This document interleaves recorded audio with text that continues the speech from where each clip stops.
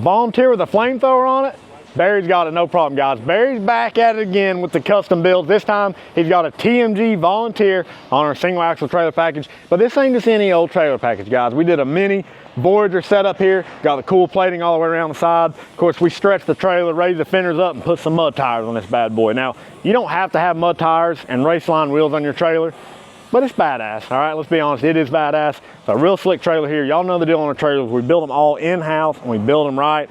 This has got a powder coated finish on it. It's gonna hold up good for you. Now, he did upgrade to the stainless steel shelf on the front. Great option, Barry. He also added the counterweight on the smoker there. Now, inside this is 128 gallons.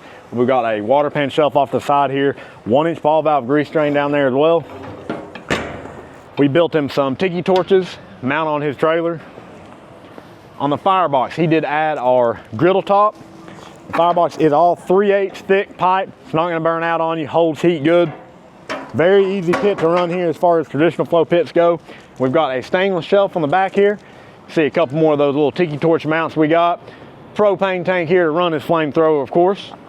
And guys, you may ask, why have a flamethrower on your smoker? Why not? All right, if you gotta ask why, it ain't for you. All right, y'all know we've got a matching spare tire up here, double wheel jack on the front, easy to roll in and out of the garage. So guys, y'all know the deal. If you need a custom pit built, you know to call TMG Pits, Knoxville, Tennessee.